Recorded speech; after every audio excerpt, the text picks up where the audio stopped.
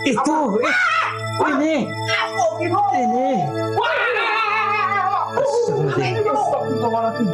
Tenang, Bah. Astagfirullahaladzim, Bah.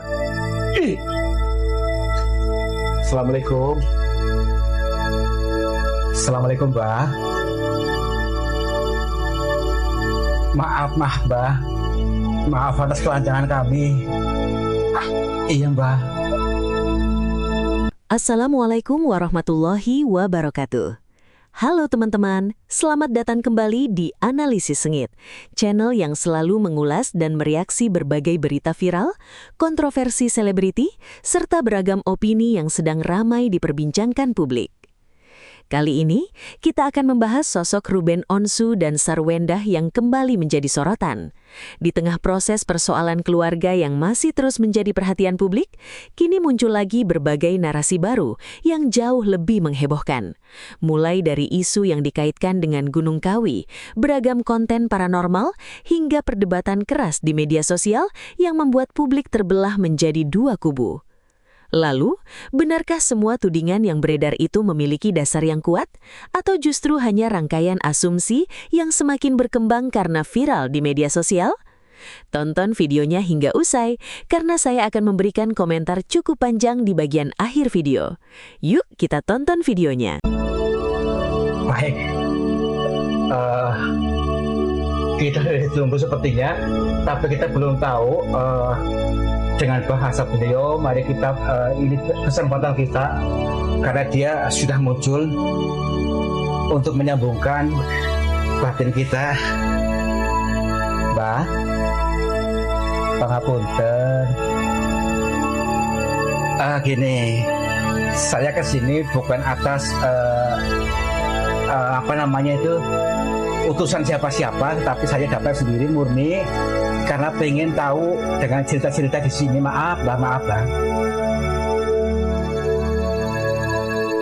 Iya, alhamdulillah. Tadi atas anggungku kami mohon maaf, Mbah.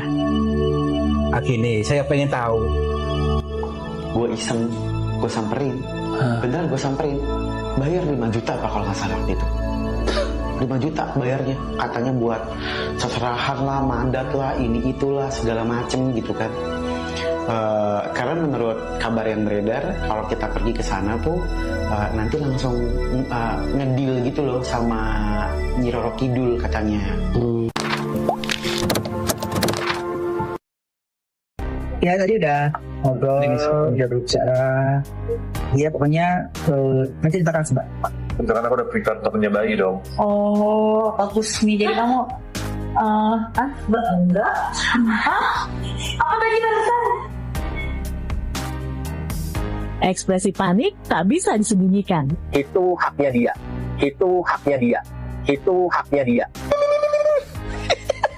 Di tengah badai nafkah yang di-stop dan rebutan hak asuh anak melawan Ruben Onsu yang belum kelar, Sarwendah malah diterpa isu miring yang bikin publik elus dada. Potongan video live streaming miliknya mendadak viral. Tanpa sengaja, Sarwendah dan Gio diduga keceplosan mengungkap rahasia besar yang seharusnya disimpan rapat dari publik. Suasana ceria di live streaming itu mendadak mencekam. Jagat maya langsung heboh setelah potongan video Sarwendah beredar cepat. Awalnya Sarwendah dan Gio asyik berinteraksi dengan netizen, namun mereka melontarkan kalimat yang bikin publik salah fokus. Tanpa sengaja, kondisi dirinya yang tengah berbadan dua tersebut disebut saat membahas pola vitamin dan kesehatan. Sadar kalimatnya blunder, mantan personel Cherrybelle ini langsung panik. Oleh bentar, aku udah berikan untuk punya bayi dong. Oh, bagus nih. Jadi kamu enggak? Apa tadi barusan? Ekspresi panik tak bisa disembunyikan. Sarwendah langsung mencoba mengalihkan pembicaraan dengan gugup dan buru-buru mengakhiri sesi interaksi tersebut. Netizen yang jeli langsung heboh. Kolom komentar langsung dibanjiri pertanyaan liar tentang kebenaran kehamilan Sarwendah. Mengingat status hubungannya dengan Giorgio, sang kekasih, diketahui masih sebatas berpacaran dan mereka belum resmi melangkah ke pelaminan yang sah.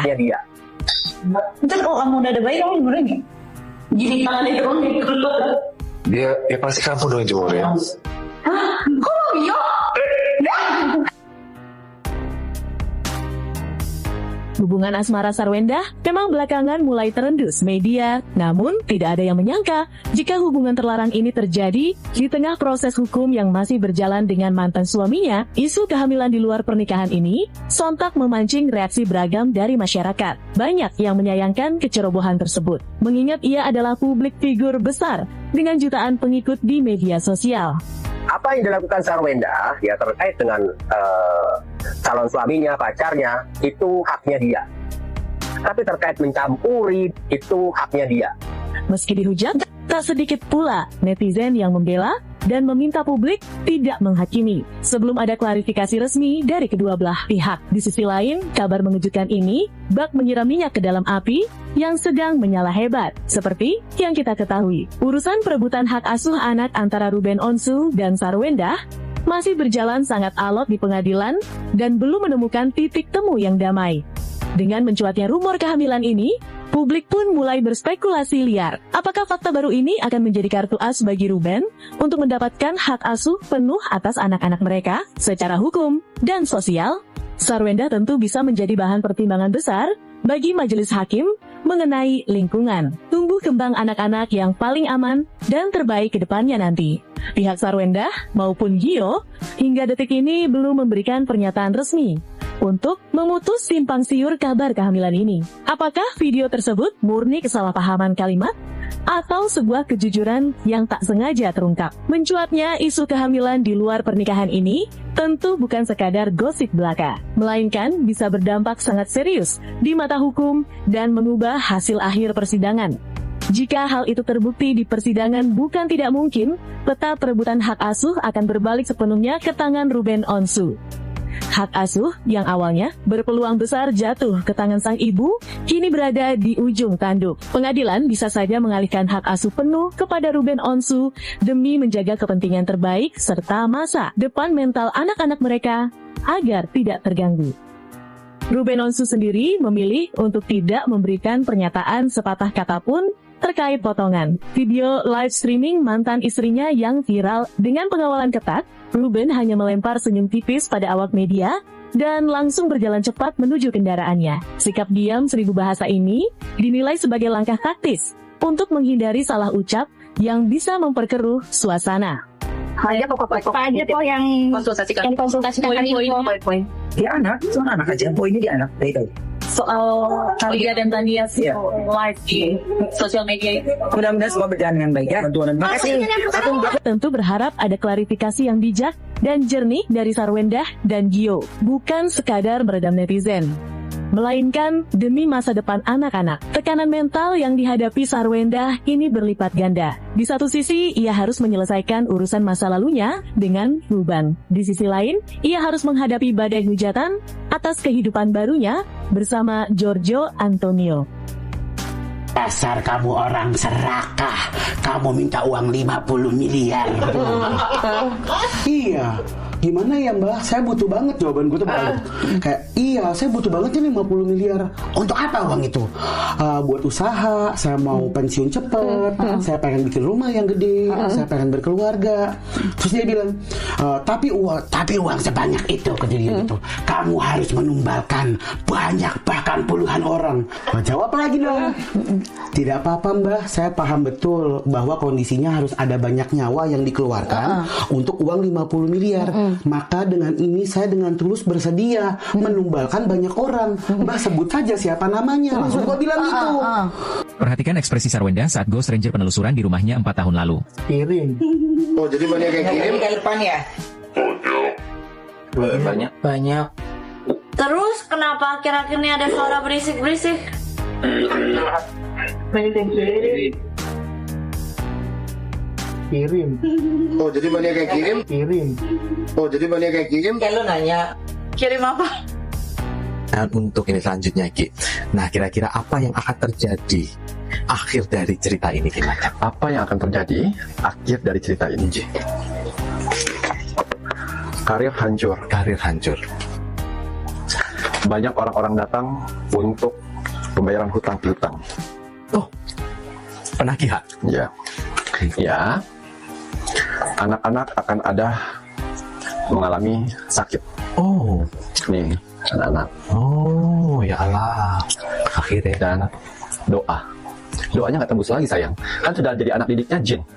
Mau berdoa bagaimana pun dan tembus ke langit. Akan diteror oleh jin tersebut untuk mengambil nyawanya. Apa? Meninggoy. Berpuasa Ki. Wah. Aduh. Lah ini dari kartu-kartunya Ki Macan yo rek yo.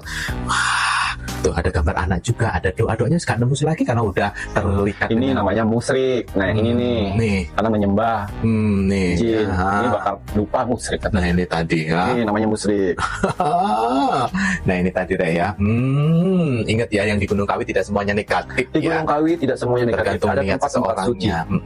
Oleh karena otak manusia geblek ya. Jadi halal haram hantam. Nah, sama si jin-jin negatif mewujudkan dalam perjanjian-perjanjian tertentu yang menyesatkan gitu Ki ya. Waduh, Ki Macan sangat mengerikan. Ending ini digunakan sebagai pembelajaran bagi penontonnya Pitu Misteri semuanya ya, agar tidak terlena dengan pesugihan-pesugihan. Kita akan lihat juga ya satu oracle, apakah mantan suaminya ini sebelumnya sudah tahu kalau mantan istrinya ini pada saat menikah sudah melakukan ini. Tahu loh. Tapi dia bilang ini seperti sembahyang biasa karena ada kelentengnya juga di sana. Oh, paham Mas. Manipulatif. Jin. Nah, ini tadi. Dan tidak ada yang namanya tumbal-tumbalan itu. Oh, manipulasi, membohongi. Bahkan tadi kan Ki Macan ada kartunya, dia udah mulai terjun bebas itu di saat anak keduanya lahir umur 1 tahun gitu ya. Nah, melakukan hal itu ya dengan manipulasi nggak ada. Nah, akhirnya suaminya ya aja gitu ya. Ternyata udang di balik batu, ada kebohongan. Nah, kita tanya lagi, apakah pacarnya ini tahu atas ini semuanya? Mengenai ini tahu. Tapi sama, dialognya sama. Seperti mantan suaminya. Tapi ini dia gambarnya. Ya, di sini ada serigala api yang tertusuk oleh pedang. Ujung-ujungnya dia pun juga, pacarnya ini juga akan menjadi korban. Nih, ditusuk. Akhirnya demi menyelamatkan dirinya. Untuk menyelamatkan dirinya. Nah, ini gimana? Itu yang ngasih dukun. Buat apa katanya? Dukun aku itu. Dagelang dikasih. Warna hitam. Iya. Kan itu bukan dari kampung. Iya, emang dia goib, adek. Terus gelangnya tuh gimana enggak? Bentuknya bulat gini enggak? Bentuknya bulat-bulatan kecil. Di tengah-tengahnya itu ada tulisan. Adik tulisannya apa? Ada tulisan, tapi tulisannya itu tulisan Arab gitu. Jadi kalau kata Opa, cuman Onyo kayak pernah ada yang ngasih gelang. Oh ya, aku ada gelang di kampung, tapi di kampung. Ada yang ngasih gelang, katanya buat Onyo nyaman, buat Onyo terlindungi. Gelangnya masih ada. Itu yang ngasih dukun. Ini aku tulis, ada gelang dikasih. Itu yang ngasih dukun. Ada yang tahu tentang Sumpah demi Tuhan, itu yang ngasih dukun. Ada yang tahu tentang ini? Baru di Om Robi nih. Ada gelang dikasih. Warna hitam. Iya. Itu yang ngasih dukun. Buat apa kata? Dukun aku Bang. Bukan dukun Onyo, nanti orang kiranya Onyo punya dukun. Ada orang pintar datang ke Onyo, bukan Onyo berkonsultasi ya, bukan Onyo yang datang ke dukun. Kalau Onyo bilang dukun aku, nanti fans Onyo, ya Onyo main dukun. Enggak, aku luruskan. Onyo bukan main ke dukun, tapi ada orang bisa dibilang apa ya? Orang pintar lah enggak? Orang pintar, dia memberikan waktu dan tenaganya untuk tiba-tiba datang ke Onyo gitu. Datang ke Onyo untuk ngasih gelang gitu ya, tanpa Onyo berkonsultasi kan ya. Seperti itu ya, Dek. Maaf ya kalau Onyo, aduh. Nggak ada yang tahu tentang ini. Buat apa katanya? Waktu aku pertama kali viral itu enggak? Awal banget. Awal pertama kali viral, mau aku habis doa dari kuburan Opa, aku nggak tahu orangnya dari mana. Ya kan, tiba-tiba datang, betul kan? Nah itu, yang Om Robi lihat itu seperti itu. Jadi habis aku doa dari kuburan Opa, bapaknya Mama, aku pulang ke rumah, tiba-tiba pas aku siap-siap besok mau pergi, tiba-tiba dia datang sore. Sore mau menjelang malam itu habis aku beres-beresin pakaian, aku mau pamisan gitu, di depan kuburan Opa. Tiba-tiba dia datang, nih kasih gua jaga-jaga di sana, doa, rajin doa. Gelang hitam, sampai sekarang gelangnya masih ada. Kalau Onyo masih ingat, betul nggak matanya kayak hitam? Dia pakai baju hitam tuh enggak? Semuanya hitam. Pakai baju hitam sampai jepit depan rumah. Cuma sekarang orangnya pas aku cari udah nggak ada. Ya emang nggak. Orangnya udah nggak ada. Emang orangnya goib. Emang orang itu nggak ada. Sumpah itu aku. Waktu saat Onyo didatengin, Onyo bener nggak ngerasanya tiba-tiba suhu jadi dingin banget? Kalau dingin aku nggak merhatiin dinginnya, kalau aku udah nangis waktu itu, lagi nangis karena karena terharu bisa dipanggil ke TV kan. Iya. Kenapa nggak dibawa? Tapi emang waktu itu tuh emang gelap, maksudnya udah mau menjelang gelap, udah sekitar jam 6:30 lewat lah. Ya. Tiba-tiba dikasih gelang itu kayak aku terima sambil aku nangis kayak terima kasih, karena emang orang di sana itu kayak emang datang aja gitu ke rumah. Tapi pas aku nanya ke Opa, pas aku pulang tuh katanya kita nggak ada orang kayak gitu. Maksudnya kita nggak pernah datang orang kayak gitu di rumah. Opa itu emang tipe orang yang merhatiin setiap orang yang datang. Jadi memang orang tuh aku kasih gelangnya, aku bawa dari sini, aku kasih sampai sekarang gelangnya masih ada. Jadi bentuknya bulat gini ya, bentuknya bulatan kecil, di tengah-tengahnya itu ada tulisan. Adik tulisannya apa? Ada tulisan, tapi tulisannya itu tulisan Arab gitu. Jadi kalau kata Opa itu bukan dari kampung. Bukan. Emang dia goib. Bukan, itu bukan dari kampung. Iya, emang dia goib, Adek. Terus gelangnya tuh gimana entar? Enggak apa-apa. Onyo kenapa nggak dibawa ke Jakarta gelangnya? Disuruh bawa sama dia. Kenapa Onyo tinggalkan di kampung? Enggak, gelangnya ada di Jakarta, ada di rumah. Di bawah berarti ya? Oke. Onyo kaget? Talinya aku di mobil. Onyo pernah cerita tentang ini? Enggak, sumpah aku enggak dengerin. Ya Tuhan nih, aku enggak pernah ceritain ini sama. Onyo, Angkel mau nanya. Nanti itu deh, nanti aku kasih ke Angkel deh gelangnya nih. Iya, mau kasih, emang Angkel dukun gak mau ah? Maksudnya kasih lihat, Angkel kasih tunjuk, nanti aku kasih lihat deh. Boleh. Gelangnya pernah hilang tapi tiba-tiba muncul di kamar Bunda. Pasti sudah lihat kan podcastnya si mbak-mbak bertopeng hitam itu, yang kayak suar tepit, yang kalau setiap bulan Desember sebelum Natal itu datang bersama center class. Mbak ceritanya itu dibuat semirip-miripnya dengan kehidupan Sarwenda, dengan gosip-gosip atau cerita-cerita yang sedang beredar, itu yang diangkat kemudian diceritakan di dalam podcast tersebut. Dan orang-orang sangat percaya dengan cerita dari si mbak-mbak bertopeng ini. Jadi seakan-akan orang-orang mulai menggiring opini, karena di saat ini sedang hype-nya cerita tentang Sarwenda. Mulai mereka menggiring opini kalau apa yang diceritakan mbak ini adalah tentang kehidupan Sarwenda. Tapi ada satu part yang Mbak Suartepit itu katakan kalau dia hanya bekerja sampai 2023, karena di situ posisinya bapak dan ibu bosnya itu sudah bercerai.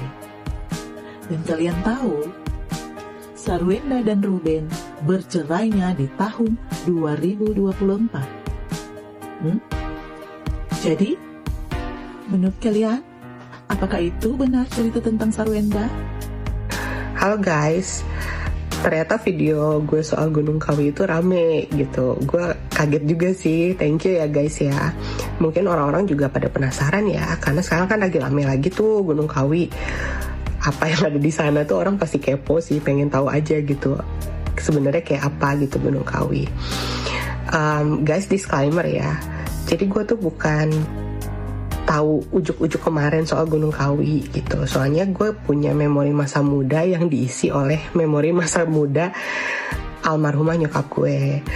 Almarhumah nyokap gue tuh waktu mudanya itu kan kerja sama bosnya. Nah bosnya ini memang sering banget ke Gunung Kawi, which is itu nyokap gue cerita 1 bulan sekali lah dia ke Gunung Kawi. Dan setiap kali ke Gunung Kawi tuh kalau nggak 4-7 hari itu selama di sana gitu kan. Dan nyokap gue tahu persis apa yang dilakukan bosnya gitu, dan dia suka cerita itu gitu ke gue gitu. Jadi pas kemarin gue main ke Malang, gue tuh memaksakan diri untuk yaudah deh gue harus ke Gunung Kawi, karena gue pengen tahu aja dan pengen menyamakan apa yang terjadi di sana bener gak apa yang diceritain sama nyokap gue gitu. Dan sebenarnya gue udah bikin videonya, cuman pas kemarin gue mau upload kok nggak bisa, gue juga gak ngerti kenapa ya guys. Mudah-mudahan kalian sabar ya, nanti gue ceritain deh gitu apa yang terjadi di Gunung Kawi dan apa yang ada di sana gitu ya. So tunggu ya guys. Yang Mas hati-hati kalau ke atas ke Gunung Kawi, kayak tadi kita soalnya di atas cerita ini itulah apa segala macam. Terus terakhirnya dia ngomong, Mas ini saya mau nitip, Mas saya kasih pegangan ya, dia bilang gitu. Ya karena kan di atas tuh auranya aneh banget, supaya di atas nggak diganggu. Terus kadang ada yang ke atas mungkin berguru berilmu kita nggak tahu terus nggak pulang gitu. Dia sih bilangnya gitu. Nah gue pikir lagi, nah gimana ceritanya gue kesono nggak mau kenapa-napa malah gue megang batu dari orang gitu kan maksudnya. Belum dengar ada masalah itu sampai akhirnya pada saat mau ke hotel, mau jalan ke sana baru dibilangin kita pindah hotel ke Malang, nggak jadi nginep di Gunung Kawi. Buat Fitri katanya sakit ya, sakit parah ya. Oke, jika kamu sakit atau misalnya kamu udah sembuh, katanya udah sembuh, terus kamu masih mimpi-mimpi yang tidak wajar, kamu hubungin saya ya. Kamu hubungin saya akan bawa kamu nih ya, buat kasih tahu ya. Saya akan bawa kamu ke perkawi-kawian di sana. Akomodasi semua saya yang tanggung. Saya akan temui kamu dengan pemangku biar untuk nyembuhin kamu. Oke? Tolong disampaikan ya buat kalian ya, ke Fitri ya. Saya akan menjamin dia untuk dibawa kembali ke perkawi-kawian. Jika kamu mimpi buruk atau kamu belum sembuh sakitnya, atau mimpi kamu gak wajar, saya akan bawa kamu ke perkawi-kawian. Semua saya tanggung ya. Oke, buat Fitri, thank you. Fasilitas bintang 5 saya tanggung. Nanti harus nginep di sana, harus segala macam. Tolong sampai ngerti Fitri, saya peduli aja karena seorang ART yang sakit, mantannya sakit, itu sakitnya aneh. Oke, kita obatin lagi secara aneh. Nanti saya ketemuin dengan ketua pemangku di sana atau pemangku di sana untuk ngobatin kamu. Terima kasih. Om Hau, ini tangan aku nih. Nih, Om Hau pegang tangan aku. Kiri. Ini. Beda ya Mas? Maaf. Iya. Maaf ya Mas ya? Iya. Maaf ya Mas. Beda nggak? Ini kayak es ya Mas? Iya. Tuh. Normal. Nah. Maaf Mas, ininya. Tuh. Ini nantinya. Coba Mas.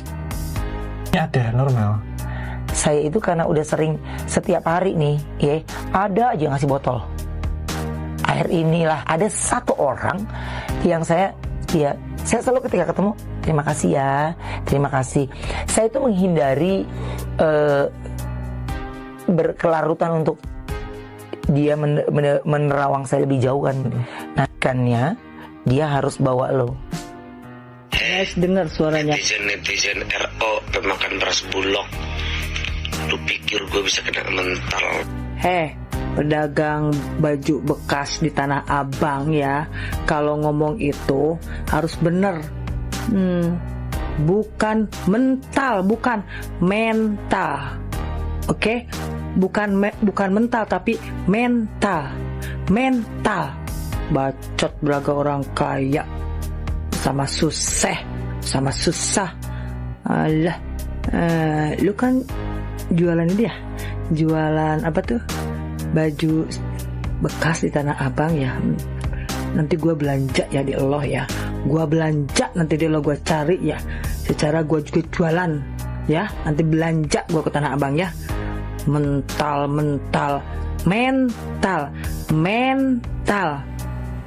Ngeledekin bulog. Lu kalau lu sakit diabetes, awas lu makan beras bulog. Ada manfaatnya anjir beras bulog itu buat penyakit yang diabetes. Sinteng kau. Bacot kayak nyebut mental sama mental aja kagak bisa lu. Mental, bukan mental ya, mental. Dia cuman ya ada beberapa komentar ya kan yang mereka nih sampai saat ini katanya nggak percaya akan adanya ya yang namanya mistis, goib, hantu ya kan, terus wewek gombel kayak gitu, mereka nggak percaya. Saking mereka kecintaan buta nih sama fans mereka itu ya kan, sama juragannya mereka nggak percaya akan adanya hantu, akan adanya dunia lain, akan adanya mistis, akan adanya pokoknya ya hal-hal begitulah. Ya kan, hal-hal yang tidak bisa dilihat oleh mata tapi bisa dirasakan oleh hati. Ya kan. Yang aku pengen pertanyakan, agama mereka itu apa sebenarnya? Ya, aku tuh bukan bawa agama. Cuman kalau di agama aku tuh sudah diceritakan, sudah didongengin kita dari kecil, kalau kita itu tuh hidup berdampingan sama makhluk-makhluk di alam lain. Diceritakan kita, dininabubukan kita dengan cerita itu. Iya kan? Terus kita juga dikasih tahu juga ceritanya Nabi Adam keluar dari surga sehingga ya kan berpisah dengan Siti Hawa. Diceritakan kita karena apa? Karena si jin iblis itu yang tidak suka sama kita. Iya kan? Yang kata mereka itu benar, aku duluan dari orang-orang itu, aku yang lebih suci dibandingkan mereka karena aku terbuat dari api. Pasan dongeng-dongeng seperti itu tuh sering kali gitu ya diceritakan sama orang tua kita. Pertanyaan aku nih, kalian ini tuh punya Tuhan enggak? Sementara di agamaku itu tidak mempercayai hal itu, berarti tidak mempercayai adanya Tuhan. Iya kan? Padahal cerita itu tuh ya sudah berseliweran gitu sejak kita kecil, udah ditanamkan gitu kan, agar kita tuh jangan main-main sembarangan kemana-mana. Dulu waktu kampung-kampung masih awam, masih hawa-hawa yang dikuasai goib gitu loh, iya kan? Zaman kita kecil dulu selalu kan diingatin kalau kita main panas saja, jangan kalian main panas-panas ya, ini saatnya tidur siang, nanti ada jin hantu belata lewat gitu, iya kan? Jangan keluar maghrib sebelum isya, karena itu maghrib itu tuh mereka tuh berkeliaran gitu. Perasaan orang tua tuh sering deh gitu, ya kan? Lantas ada yang tidak percaya adanya hal-hal mistis kayak begitu. Otak pada kemana? Kalian itu keturunan apa? Kebebal kali. Kalau kalian sudah kecintaan ya sama yang namanya pemuja kalian itu, tapi please lah ya, jangan membodoh-bodohkan diri. Nggak boleh itu ya, nggak boleh. Nggak boleh kita menghinakan diri kita sendiri dengan membodohkan kita ya. Karena terpampang nyata kalau diri kalian itu tuh nggak berilmu, nggak berakal, tolol pokoknya gitu loh. Ya, sudah beberapa banyak bukti berseliweran tentang kejadian mistis, horor, apa bla bla bla bla. Mereka itu hidup berdampingan sama kita. Mereka itu sama makhluk ciptaan Tuhan, tapi mereka itu nggak mau kalah dari manusia. Yang janjinya mereka itu akan menyesatkan manusia sampai kiamat gitu loh. Ya, jadi kita harus percaya. Kalau kau nggak percaya, berarti kau nggak percaya adanya Tuhanmu. Agama apa kau? Ada kata-kata cong itu. Kamu siapa ya cong? Diasumsikan mengarah kepada kliennya Bang. Asumsinya siapa?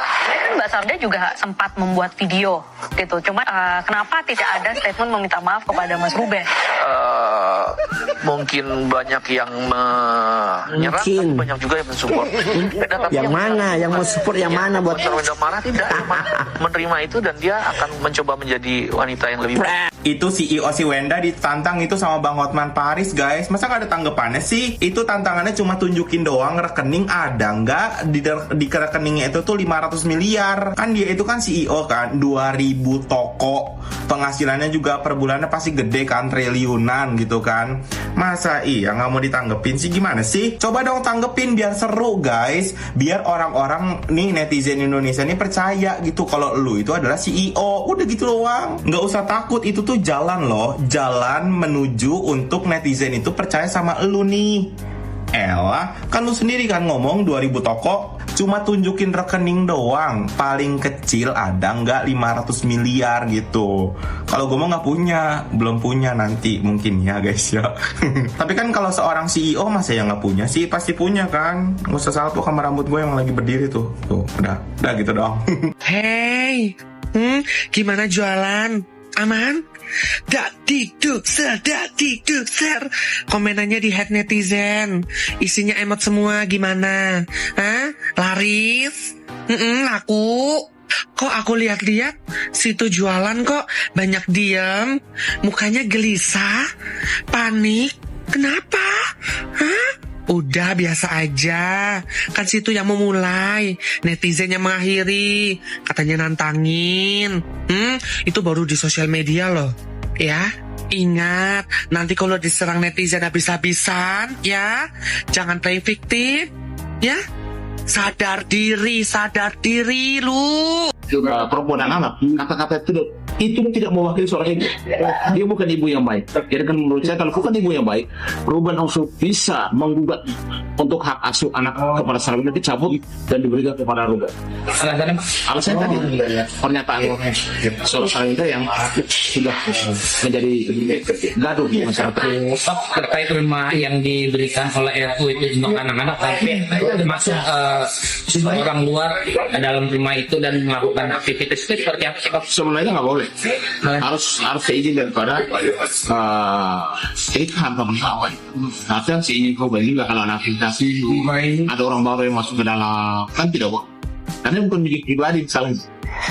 Bismillahirrahmanirrahim. saya ingin bicara dan mengomentari terkait dengan berita viral tentang selebritis yang diduga melanggar etika agama dan etika sosial, yakni adalah pesugihan. Pesugihannya sudah sangat jelas ke Gunung Kawi, ya.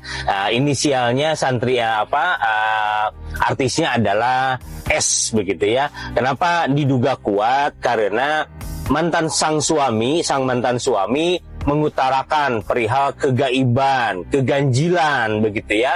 Ditambah juga sang anak angkat yang mereka di sana hidup bareng, gitu ya, melakukan atau mensyahadah atau menyaksikan sesuatu yang sama.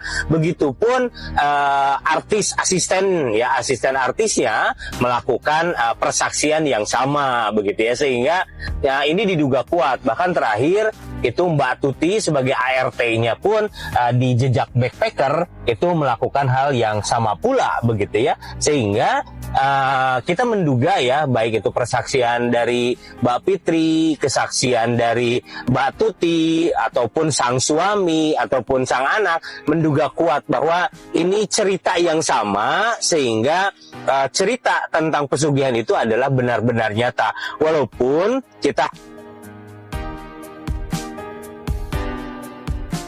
itu bukan juga dilakukan pesugihan dan lain sebagainya. Tetapi saya ingin melihat dari faktor pesugihannya, karena ini tentu saja bagi orang yang puyeng ya terkait dengan uang dan lain-lain, cerita-cerita ini bisa jadi menjadi pemantik untuk melakukan hal yang sama. Tentu saja ini merugikan, baik merugikan dirinya terkait dengan akidahnya maupun merugikan orang lain karena ada tumbal, ada dikurbankan dan seterusnya, begitu ya. Nah, lalu apa yang bisa menjadi kajian kita, begitu ya, terutama tentang pesugihan? Begini, kita harus memahami dulu tentang pesugihan. Pesugihan itu adalah penyembahan, penyerahan diri dan juga permintaan kepada makhluk astral. Nah, apa itu makhluk astral atau jin atau yang memiliki sifat kesaitonan atau keiblisian? Nah, kita harus melihat, begitu ya, bahwa di dunia, di alam materi seperti yang kita ketahui, bahwa materi kita itu terdiri dari dimensi, gitu. Ada dimensinya satu, yaitu satu dimensi itu titik, ya. Maka kita bisa melihat titik, tetapi titik tidak bisa melihat kita, begitu ya. Nah, ada juga dimensi dua atau dua dimensi. Titik-titik itu jika dihubungkan dia bisa menjadi garis, begitu kan? Bisa garisnya ke atas, bisa ke bawah, bisa ke pinggir, gitu kan? Maka itu disebut dengan dimensi kedua atau dua dimensi. Yang digambar oleh kita, oleh manusia, belum tentu bisa dilihat oleh manusia, begitu ya. Dan yang ketiga adalah dimensi tiga atau tiga dimensi, karena sudah ada panjang, ada lebar, ada tinggi. Kita bisa melihatnya dari sudut, dari depan, dari belakang, dari kiri, dari kanan, dari atas, dari bawah. Itu adalah dimensi tiga atau tiga dimensi alam manusia. Dan manusia itu memang tertingginya yang normal itu ya sampai mencapai dimensi tiga atau tiga dimensi. Sehingga dimensi empat dimensi, 5 dimensi itu tidak bisa dilihat oleh manusia kecuali bagi mereka yang memiliki kemampuan-kemampuan khusus, begitulah. Lantas bagaimana hubungannya dengan pesugihan? Ya, pesugihan itu kepada makhluk astral, makhluk yang memang lebih dari seperti manusia, ya. Kenapa disebut lebih? Karena mereka memiliki dimensi keempat, begitu ya. Kenapa dimensi keempat atau 4 dimensi?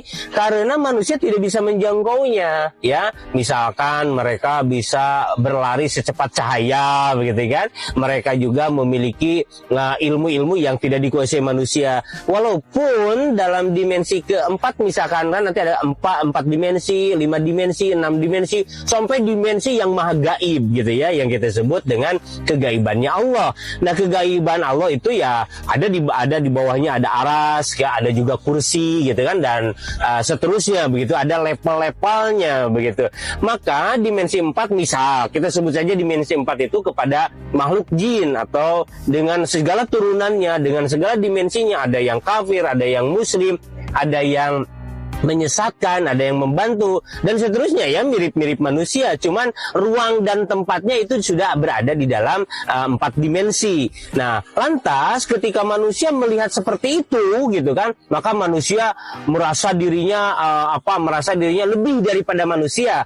Walaupun pada Al-Quran Allah sebutkan ya ma'syarul jinni wal insi gitu kan, hei jin dan manusia, ini statatum an tanfudu min aqtaris samawati wal ardi famfudu la tanfuduna illa bisultan. Sejatinya dimensi 4 dan dimensi ketiga dia itu tidak saling mengalahkan kecuali mereka memiliki ilmu. Nah, dimensi keempat terkait dengan ilmu mengadakan uang, ilmu menduplikasi, ilmu memindahkan, seperti misalkan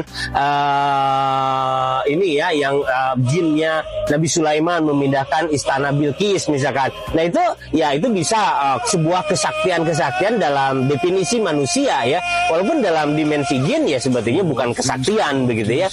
Oleh karena itu, karena kesaktian itu, maka ada manusia yang serakah menggadaikan akidah kemanusiaannya. Jadi manusia sebagai khalik, ada makhluk, Allah sebagai khalik, sebagai Tuhan. Nah, ketika ada kesalahan interpretasi manusia, kesalahan ibadah, objek yang disembah, ternyata yang harusnya itu kan yang maha gaib, yang maha segalanya, yang maha pencipta. Ternyata mereka terpana dengan yang sebetulnya sesama makhluk, tetapi ya itulah karena ada kelebihan-kelebihan. Misal terkait dengan keuangan, mereka bisa menggandakan uang, membuat emas tiruan dan seterusnya, sehingga manusia terpana ya, dan juga memiliki tabiat serakah, maka manusia itu menganggap mereka itu lebih hebat, sehingga munjungan, menyuguhi gitu kan, sehingga ketika sudah menjadi pesugihan, mereka menyerahkan dirinya, menyerahkan jiwanya kepada mereka, dan itu harus ada akadnya. Nah, ritual pesugihan itu diawali dengan akadnya, menyerahkan dirinya, dan juga melaksanakan apa yang disyaratkan. Ya, wabil khusus banyak syarat-syaratnya. Ada syaratnya seperti tumbalnya juga ada dari binatang, ada dari manusia, gitu kan, ada dari harta, ada darah, ada janin, banyak sekali tumbal-tumbalnya. Makanya kebanyakan para jin ini sangat senang sekali jika mereka manusia menyerahkan dirinya kepada jin. Kenapa? Karena jin yang kafir itu ingin sekali mereka menguasai manusia, ingin membelokkan manusia dari siratal mustaqim ketika nanti ilaihi rojiun, ingin kembali ke Allah, tetapi dibelokkan al-maghdubi alaihim, atau ya dolin, menjadi sesat begitu ya. Nah, caranya adalah, salah satunya adalah menggunakan keserakan manusia untuk menguasai dunia, untuk menjadi lebih kaya, menjadi lebih tinggi, memiliki jabatan yang besar, memiliki popularitas yang hebat, sehingga apa? Sehingga para syaitan, ya, para iblis ini membantu mereka. Bagi mereka ini sangat mudah. Karena apa? Ruang dan waktu dimensi keempat itu lebih tinggi daripada dimensi ketiga yang ada di dalam pandangan manusia. Sehingga bagi jin ini sesuatu yang mudah. Yang sulit itu adalah manusia tidak bisa dikendalikan. Manusia memiliki ilmu, sehingga manusia bodohlah yang memusyrikan Allah. Manusia bodohlah yang ketika pesugihan dia bersembahnya bukan kepada Allah, bersembahnya hanya kepada makhluk-makhluk Allah yang sejatinya hanya beda dimensi saja. Padahal kata Allah, illa bisultan, manusia dan jin akan menjadi sesuatu yang berbeda jika manusia itu punya sultan, punya ilmu. Nah, oleh karena itu kami sarankan nih ya kepada saudara S gitu kan, yang diduga ya berpesugihan, mudah-mudahan cepatlah taubat. Tentu saja karena akadnya sangat kuat, maka sulit sekali untuk menghindari syarat-syarat yang sudah diakadkan. Maka ini perlu dibantu oleh orang-orang yang mampu untuk memisahkan ya, untuk memisahkan atau untuk mempenalti akad-akad itu. Saya kira mudah-mudahan seorang pesugihan yang tadi ada keserakahan, mudah-mudahan taubat. Kenapa?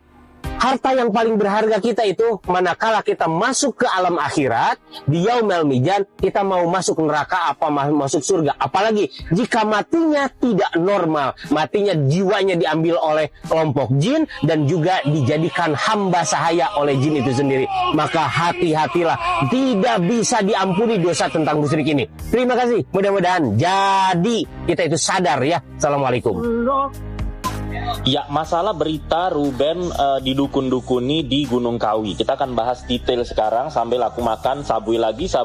Ya, soalnya di sini nggak ada jualan lain selain Subway kalau lu mau halal. Ya. Terus nanti Rere Jelita bilang, iya lu belanja di Walmart. Di Walmart lah. Kan tetap Amerika, bukan negara dengan tingkat presentasi kekisminan nomor 2 di dunia. Walmartnya ini Amerika. Udah deh, kalau kerja cuma tukang cebok jangan sombong deh. Gue juga nggak peduli tukang cebok nenek-nenek hidup ya. Lu lewat pun paling gua anggap sampah. Nah jadi,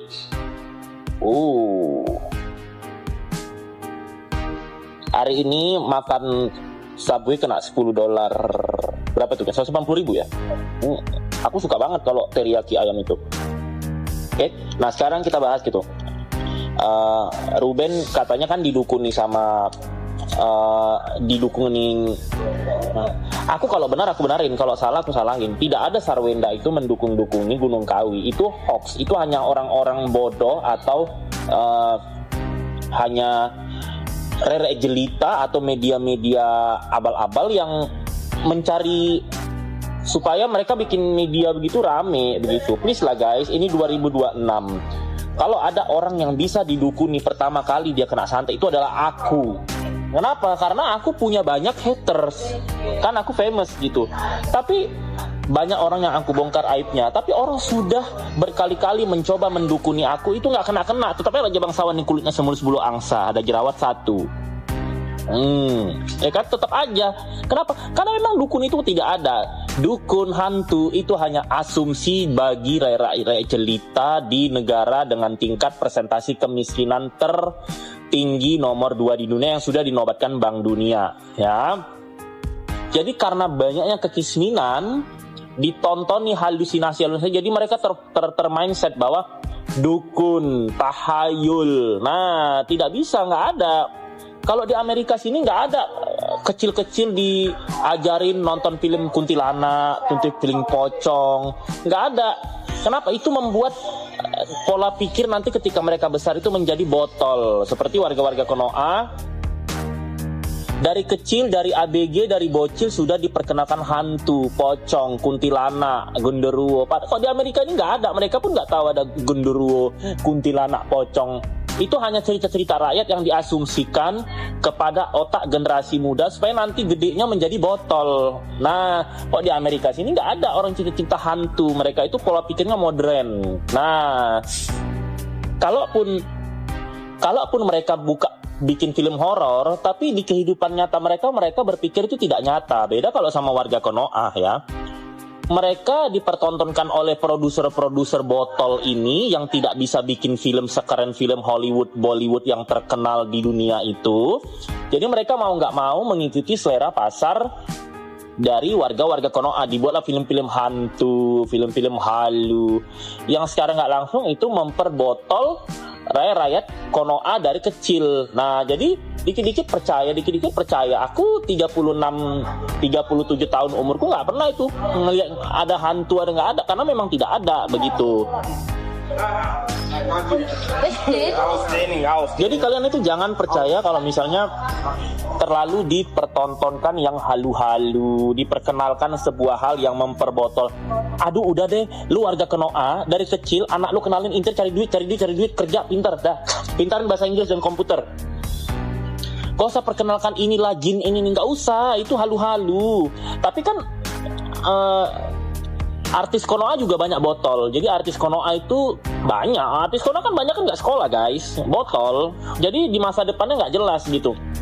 Jadi sekarang itu kalau lu punya anak, tontonan yang di dalam film itu ada tingkat kemanusiaan, filosofi kehidupan, psikologis kehidupan, cara orang mencapai sesuatu. Jadi aku tuh suka nonton film Bollywood, Hollywood, jadi terinfluence. Oh, hidupku harus begini, semua tertata. Sebelum aku di Amerika ini kan hidupku enak tuh di Jakarta. Sampai di Amerika pun enak gitu. Sekali lagi ya, gaji trading Raja Bangsawan Satria Mulia Pataudi ini adalah $6.140 per bulan.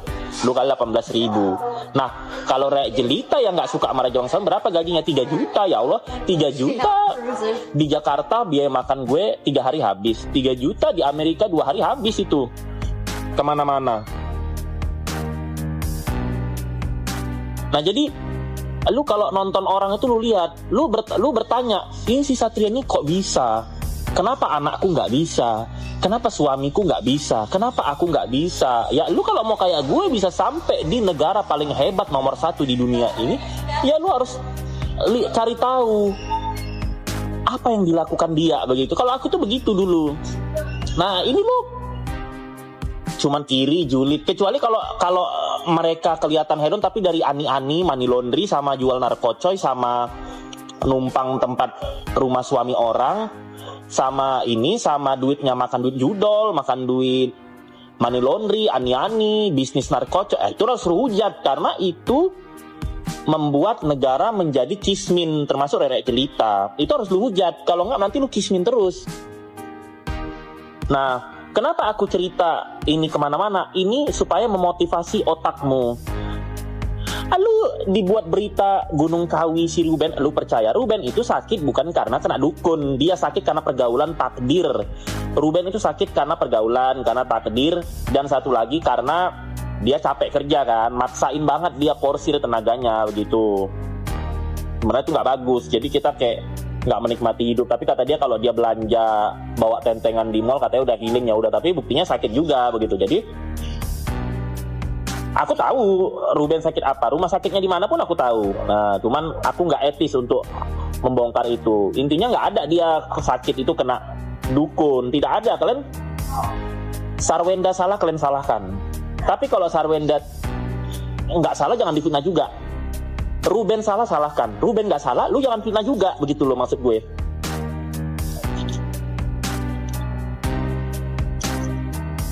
Karena kalian kan membela seseorang nggak dapat duit buat apa gitu?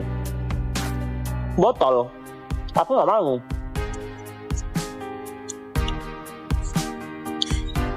Jadi nggak ada ya kalau Ruben itu diguna-guna. Please lah guys, kalian tuh kalau nonton konten atau tonton baca media yang bikin pinter lah, jangan yang bikin botol, ya Allah. Ini 2026 loh, negara lain maju udah sampai ke Mars. Lu masih di situ-situ aja.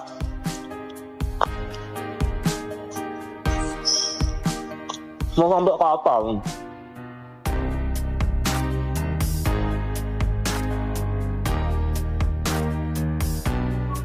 Aku kadang lihat produser-produser Sono A yang otaknya cuman bikin film hantu halu-halu, ya Allah. Kasian kali, lu di luar negeri nggak dihargai.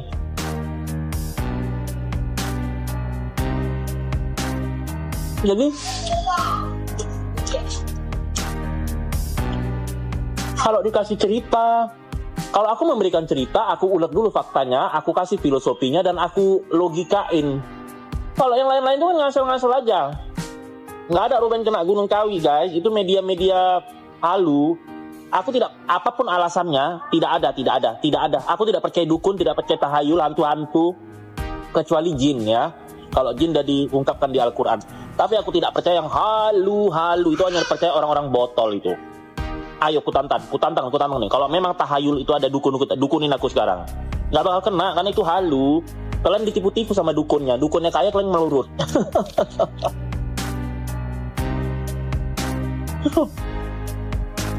Nanti kalian percaya oknum ustadz. Hidupmu kismin sudah rezeki. Si ustadznya beli Lamborghini pakai duit korupsi, itu yang jenggotnya itu. Mana sekarang beritanya kok hilang?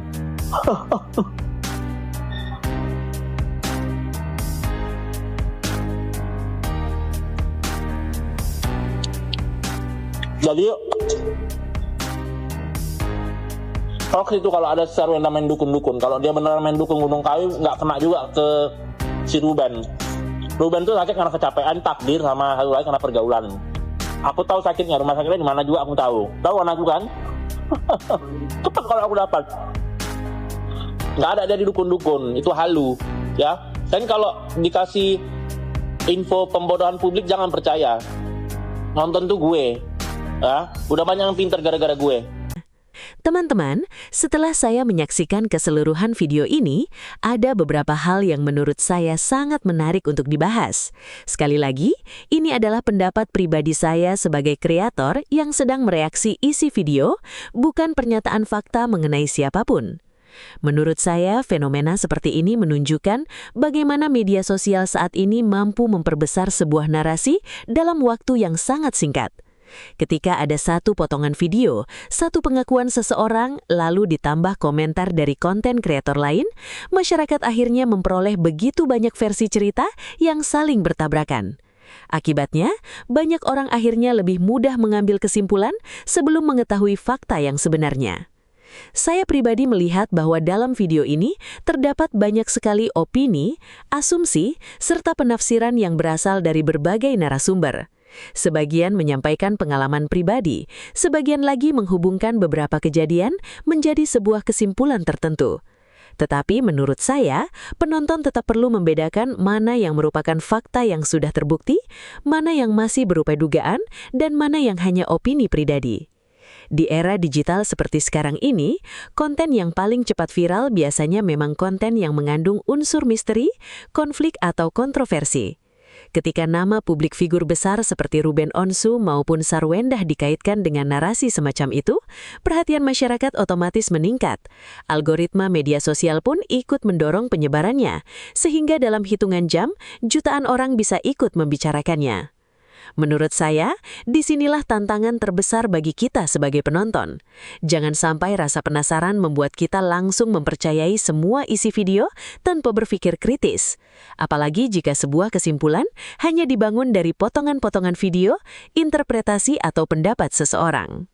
Saya pribadi melihat bahwa adanya kecenderungan bahwa ketika seseorang sudah memiliki tokoh favorit, maka apapun informasi yang muncul akan langsung dibela atau langsung ditolak tanpa melihat isi pembahasannya terlebih dahulu. Sebaliknya, orang yang memang sejak awal tidak menyukai tokoh tertentu juga akan lebih mudah mempercayai kabar negatif tentang tokoh tersebut. Padahal, sikap seperti ini justru membuat diskusi menjadi tidak sehat. Bagi saya pribadi, setiap konten seperti ini tetap menarik untuk dianalisis karena memperlihatkan bagaimana opini publik terbentuk. Namun menarik bukan berarti semua isi videonya harus dipercaya. Justru semakin sensasional sebuah klaim, semakin besar pula kebutuhan kita untuk bersikap hati-hati. Kalau nanti memang ada klarifikasi resmi dari pihak-pihak yang bersangkutan, tentu kita harus menghormati dan mempertimbangkannya.